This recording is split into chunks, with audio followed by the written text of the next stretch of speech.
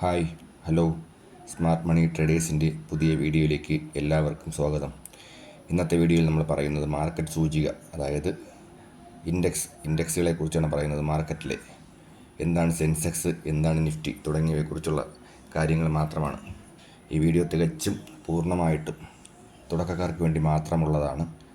യാതൊരു കാരണവശാലും സ്ഥിരമായി ട്രേഡ് ചെയ്യുന്നവർക്കോ അല്ലെങ്കിൽ നേരത്തെ ട്രേഡ് ചെയ്ത് നന്നായിട്ട് ട്രേഡിംഗ് അറിയാവുന്നവർക്ക് വേണ്ടി ചെയ്യുന്ന വീഡിയോ അല്ല. ഇത് തുടക്കക്കാർക്ക് വേണ്ടി മാത്രമുള്ള വീഡിയോ ആണ്. എന്താണ് നിഫ്റ്റി, എന്താണ് സെൻസെക്സ് എന്ന് നമുക്ക് പരിശോധിക്കാം. ഓക്കെ, ഓഹരി വിപണിയുടെ ആരോഗ്യം അറിയാൻ നമ്മൾക്ക് വേണ്ട ഒരു സൂചിക, അതിനെയാണ് മാർക്കറ്റ് ഇൻഡെക്സ് എന്ന് പറയുന്നത്. അതായത് നിഫ്റ്റിയും സെൻസെക്സും എന്താണെന്ന് അറിയാം. ഇന്ത്യയിൽ പ്രധാനപ്പെട്ട 2 ഇൻഡെക്സുകളാണുള്ളത്. ഒന്ന് സെൻസെക്സും ഒന്ന് നിഫ്റ്റിയും. ഓക്കെ,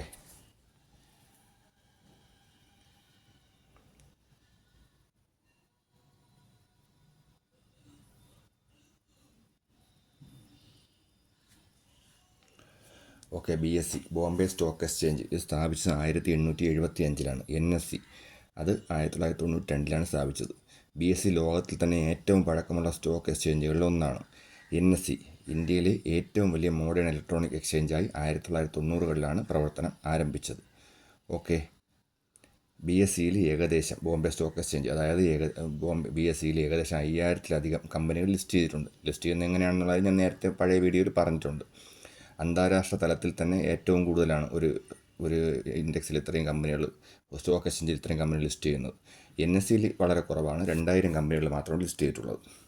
ഇത് നമുക്ക് 2 ചാർട്ടാണ്. ഇത് നിഫ്റ്റി 50യുടെ ചാർട്ടാണ്, അതായത് നാഷണൽ സ്റ്റോക്ക് എക്സ്ചേഞ്ചിൻ്റെ പ്രധാന സൂചികയായ നിഫ്റ്റി 50യുടെ ചാർട്ടാണ് ഈ കാണുന്നത്. ഇത് സെൻസെക്സിൻ്റെ ചാർട്ട്. ഈ ചാർട്ട് നോക്കിയിട്ടാണ് നമ്മൾ മാർക്കറ്റ് മുകളിലേക്കാണോ താഴേക്കാണോ എന്നെല്ലാം മനസ്സിലാക്കുന്നത്. അതിന് വേണ്ടിയുള്ള സാധനങ്ങളാണ് ഇൻഡെക്സ് എന്ന് പറയുന്നത്. ഓക്കെ, അപ്പോൾ സെൻസെക്സ് എന്താണെന്ന് നോക്കാം. സെൻസെക്സ് എന്ന് പറഞ്ഞു കഴിഞ്ഞാൽ സെൻസിറ്റീവ് ഇൻഡെക്സ്, അതായത് ബോംബെ സ്റ്റോക്ക് എക്സ്ചേഞ്ച് BSEയിലെ ടോപ്പ് ഏറ്റവും പ്രധാനപ്പെട്ട, അതായത് ഏറ്റവും വലിയ 30 സ്റ്റേബിളായിട്ടുള്ള കമ്പനികളുടെ ഷെയർ പെർഫോമൻസ് അടിസ്ഥാനമാക്കിയാണ് ഉള്ള ഇൻഡെക്സാണ് സെൻസെക്സ് എന്ന് പറയുന്നത്. ഉദാഹരണത്തിലുള്ള കമ്പനികൾ റിലയൻസ്, TCS എന്നൊക്കെ പറയാം. അപ്പോൾ നിഫ്റ്റി എന്നത് നാഷണൽ സ്റ്റോക്ക് എക്സ്ചേഞ്ച് ഇൻഡെക്സാണ്. ഇതിൽ ടോപ്പ് 50 കമ്പനികളുടെ ഷെയർ ഉൾപ്പെടുന്നു. ഇവയെ നിഫ്റ്റി 50 എന്നാണ് പറയാറുള്ളത്.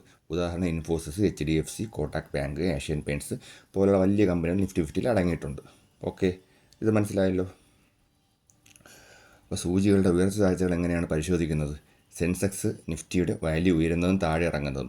ആ 30 സെൻസെക്സിലുള്ള 30 കമ്പനികളുടെയും നിഫ്റ്റി 50യിലുള്ള 50 കമ്പനികളുടെയും ഷെയർ പ്രൈസിൽ കയറ്റി ഇറക്കത്തിനനുസരിച്ചാണ് നമ്മുടെ ഈ ഗ്രോത്ത്, അതായത് ഇൻഡെക്സും സൂചികയും കയറുകയും ഇറങ്ങുകയും ചെയ്യുന്നത്. ഈ കമ്പനികൾ കയറുമ്പോഴത്തേക്ക് സൂചിക മുകളിലേക്ക് കയറും, ഈ കമ്പനികളുടെ ഷെയറിൻ്റെ പ്രൈസ് താഴുമ്പോൾ താഴോട്ട് വരും. അപ്പോൾ ഈ സൂചികയുടെ പ്രാധാന്യം എന്താണെന്ന് നോക്കാം. ഒരു സൂചികയുടെ പെർഫോമൻസ്, അതായത് ഒരു സൂചികയുടെ ഒരു ഘടകങ്ങളെന്ന് പറഞ്ഞു കഴിഞ്ഞാൽ ഇന്ത്യയുടെ മാർക്കറ്റ് എക്കോണമി, എങ്ങനെയാണ് മാർക്കറ്റിൻ്റെ ഒരു സാമ്പത്തിക സ്ഥിതി അനുസരിച്ച് എങ്ങനെ കയറി ഇറങ്ങും എന്നുള്ളത് മെയിൻ ഇൻഡിക്കേറ്ററാണ് ഈ സൂചിക എന്ന് പറയുന്നത്. അപ്പോൾ സെൻസെക്സ് കയറി നിൽക്കുമ്പോൾ നമുക്ക് മനസ്സിലാക്കാം മാർക്കറ്റ് ഇന്ന് നല്ല രീതിയിൽ കയറിയിട്ടുണ്ട്. അല്ലെങ്കിൽ നിഫ്റ്റി കയറുകയാണെങ്കിൽ നിഫ്റ്റിയും സെൻസെക്സും കയറുമ്പോൾ ഏകദേശം ഒരേ സമയത്തായിരിക്കും. അപ്പം ഇത് മാർക്കറ്റ് കയറുമ്പോഴത്തേക്ക് നിഫ്റ്റി കയറും, താഴെ ഇറങ്ങുമ്പോഴത്തേക്ക് സെൻസെക്സ് താഴെ ഇറങ്ങി വരും. അപ്പം ഈ ഇൻഡെക്സുകളെ കുറിച്ചുള്ള കാര്യം നിങ്ങൾ മനസ്സിലാക്കിയെന്ന് മനസ്സിലാവുന്നു. നിങ്ങൾക്ക് ഏകദേശമുള്ള കാര്യങ്ങളെല്ലാം മനസ്സിലാക്കണം. ഒരു സാധാരണ തുടക്കക്കാരൻ നിലയിൽ ഇത്രയും കാര്യങ്ങൾ മനസ്സിലാക്കാൻ മതി. Okay, thank you.